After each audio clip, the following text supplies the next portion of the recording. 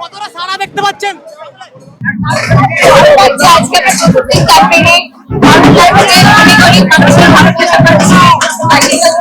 এবারে ভোটে এসআই কতটা এফেক্ট করতে পারে বলে আপনার মনে হচ্ছে?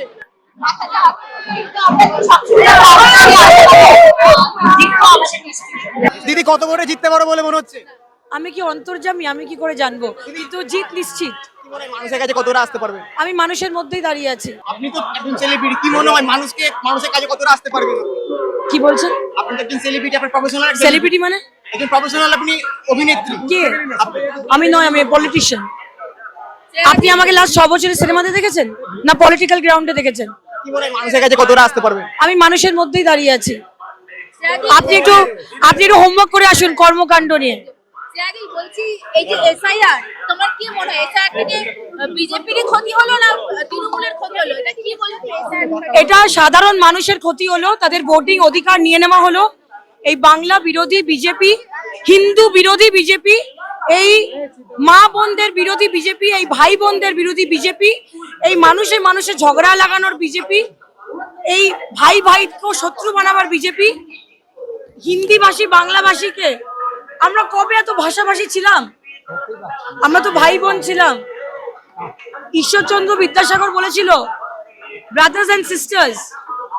আমেরিকা থেকে বলেছিল। আমরা এখানে আমাদের মা বাবারা খুব ভালো মানুষ করেছে আমাদের। যে মা বাবারা যে জট আমাদের তৈরি করে দিয়েছে, মানে যেভাবে মানুষ করেছে, মা বাবারা তো ছোটবেলায় কাউকে হিন্দু মুসলিম শেখায় না। যারা আরএসএস করে তাদের মা বাবারাও শেখায় না। তো বাংলায় যারা থাকে তাদের মধ্যে কোনোদিনও ঝগড়া হবে না। আরেকটা প্রশ্ন, যে এবার তোমারই ঘরে যে বিজেপির প্রার্থী, সে তৃণমূলেরই একজন প্রাক্তন নেতা ছিল, কি বলবে? তো উনি তো তৃণমূলীদের উপরই আশা রাখছেন। তৃণমূলদের কাউন্সিলরকে ফোন করছেন, তৃণমূলের ব্যক্তিদের ফোন করছেন। এই দেখুন, ওই যে ব্লু শার্ট পরে, ওর কাছে দেখুন, ওর কাছে বোধহয় রেকর্ডিং করা আছে কি বলেছে। তো সবাইকে তো ফোন করছে, কি আছে? উনি তৃণমূলের ওপর ভরসা রেখেছেন, তৃণমূলের লোকেদের বিশ্বাস করছেন, কারণ বিজেপিকে বিশ্বাস করা যায় না। এটা আমার আঙ্কেলও বুঝতে পেরেছে। তাই জন্য নিজের ইলেকশন নির্বাচনের জন্য উনি তৃণমূল কংগ্রেসের প্রেজেন্ট লোকেদের ওপর উনি ভরসা রেখেছেন। Thank you. এবার ভোটে ইমোশনাল ফ্যাক্টর কতটা হতে পারে? আপনি ভুলভাল প্রশ্ন জিজ্ঞেস করছেন। দিদি, একটা বাবা মা তারপরে আপনি, অনুভূতি কি রকম?